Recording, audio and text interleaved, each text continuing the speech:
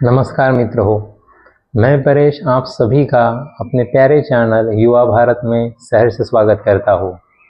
आज रक्षाबंधन, आप सभी को रक्षाबंधन की ढेरों शुभकामनाएं।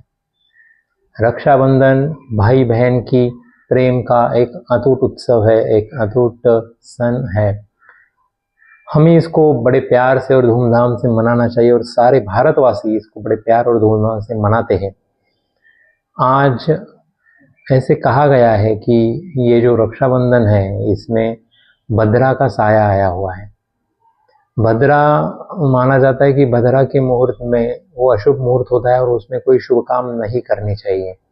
लेकिन भद्रा ये 3 जगहों पे निवास करती है, कभी स्वर्ग में, कभी पाताल में, कभी पृथ्वी में।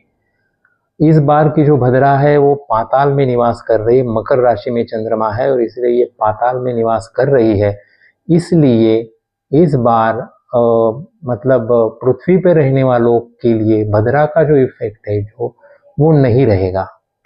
इसीलिए निसंकोच होकर सारे भारतवासी रक्षाबंधन का जो त्यौहार है वो मना सकते हैं, पूरे दिन मना सकते हैं। लेकिन अगर किसी को भद्रा पाताल में भी हो और उसका जो पीरियड, जो टाइम है, उसमें अगर राखी नहीं बांधनी है तो उनके लिए या सभी के लिए हम बोल सकते हैं जो शुभ मुहूर्त है वो शुभ मुहूर्त इस बार दोपहर के 1:30 बजे से 4 बजे तक का पहला शुभ मुहूर्त है और दूसरा शुभ मुहूर्त जो है वो 6 बजे से रात 8:50 तक का है। तो ये शुभ मुहूर्त है, ये छोड़ के भी बाकी मुहूर्त भी अच्छे ही है। लेकिन इन मुहूर्त को अगर आपको स्पेसिफिकली शुभ मुहूर्त ही चाहिए तो इस मुहूर्त में आप अपने भाई को राखी बांध सकते हैं। अब हम जानते हैं कि रक्षाबंधन कब से शुरू हुआ है या कब से, कहने से ज़्यादा अच्छा होगा कि ये किन किन लोगों ने इसको अपनाया, कहाँ कहाँ पे इसका हमें संबंध मिलता है इतिहास में भी। तो एक बार देवासुर संग्राम बहुत देर तक चलता रहा, 10-12 सालों तक चलता रहा और किसी को विजय प्राप्त नहीं हो रही थी। देवता भी विजय के लिए बहुत प्रयास कर रहे थे। तो तब इंद्राणी के मन में ऐसे आया कि एक रक्षा सूत्र की निर्मित की जाए और उन्होंने एक रक्षा सूत्र की निर्मित की और उस रक्षा सूत्र को बृहस्पति के द्वारा, गुरु जो बृहस्पति है उनके द्वारा देवराज इंद्र के हथेली में बांधा गया, एक विधि विधान के तौर पे बांधा गया। और वो पहन के जब वो देवासुर संग्राम में सम्मिलित हुए तो उसके बाद देवताओं की बहुत बड़ी विजय हुई। दूसरी कथा ऐसी कही जाती है कि जब बलि राजा से भगवान विष्णु ने 3 पग जमीन मांगी थी और उन्होंने उनको पाताल में भेज दिया, प्रसन्न होकर भगवान विष्णु ने कहा था कि मैं आपके यहाँ पे द्वारपाल बनकर रहूंगा। तो जब वो द्वारपाल बनकर वहीं पे थे तो उनको फिर से वो अपने वैकुंठ धाम में लाने के लिए देवी लक्ष्मी ने एक गरीब स्त्री का वेश धारण किया और वो राजा बलि के यहाँ पे गई और उन्होंने राजा बलि को रक्षा सूत्र यानी कि राखी बांधी। राखी बांधने के बाद उस बहन को देने के लिए उन्होंने कहा कि मैं आपको क्या दूँ, आप किससे संतुष्ट होंगी, समाधानी। तो उन्होंने कहा मुझे कुछ नहीं चाहिए, केवल आपके पास जो देव है, जो आपके रखवालदार है, द्वारपाल के तौर पे है, उनको आप मुझे दे दो। तो उस दौरान फिर बलि राजा ने भगवान विष्णु को उन्हें दे दिया।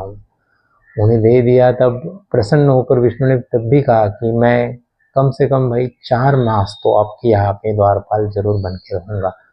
लेकिन ये 2 कहानियाँ जो है ये एक इतिहास की कहानियाँ है रक्षाबंधन के रिगार्डिंग। और एक कहानी बताई जाती है कि द्रौपदी ने भी भगवान श्री कृष्ण को राखी बांधी थी, जिसके तौर पे उन्होंने द्रौपदी के मान सम्मान की रक्षा की। आज के दौर की बात की जाए तो मुझे कहने में बड़ा दुख होता है, लेकिन रक्षाबंधन का त्यौहार तो हम धूमधाम से मना रहे हैं, लेकिन कहीं हमारी बहनें सच में इतनी सुरक्षित है जो हमें अपने कठिन समय में, अपने जीवन के कठिन समय में जब हमारा आरोग्य बिगड़ जाता है, उस समय में जो डॉक्टर, जो वैद्य हमारी सहायता करते हैं, हमें बचाते हैं, वो भी सुरक्षित नहीं है। उन पे भी अत्याचार हो रहे हैं, उन स्त्रियों पे अत्याचार हो रहे हैं। तो उन बहनों को हम क्या रिटर्न गिफ्ट दे रहे हैं इस रक्षाबंधन पे, इसके बारे में हमें सोचना होगा, क्या यह सच में हमारी भारतीय संस्कृति है? तो इस पे सोच के मुझे लगता है मैं सभी भारतीयों का आह्वान करना चाहता हूँ कि ये हमारी पाश्चात्य संस्कृति नहीं है, इसे छोड़ दीजिए और भारतीय संस्कृति का स्वीकार कीजिए। यहाँ पे हर एक स्त्री को माता और बहन के समान माना जाता है। तो उसको ध्यान में रखते हुए, हमारे पूर्व कथाओं को, हमारे इतिहास को ध्यान में रखते हुए, मद्देनजर रखते हुए मैं कहना चाहूँगा, हर एक भारतीय से आह्वान करना चाहूँगा कि हमारी जो बहनें हैं उनकी रक्षा के लिए आप हमेशा सदैव तैयार रहिए, ना ही कि उन पर अत्याचार करने के लिए। ये जो हमारे सिपाही और जो पुलिस दल है उनका फिर से मैं एक बार शुक्रिया अदा करूँगा कि उनके कारण यहाँ की स्त्रियाँ, यहाँ की माता बहनें सुरक्षित है। लेकिन तब भी और सख्त से सख्त कार्रवाई करके जो ऐसे अत्याचार कर रहे हैं उन पर कार्रवाई की जाए, जल्द से जल्द कार्रवाई की जाए। आपको ये वीडियो कैसे लगा ये ज़रूर बताइए, कमेंट बॉक्स में लिखिए और अच्छे से धूमधाम से रक्षाबंधन का त्यौहार मनाइए। नमस्कार।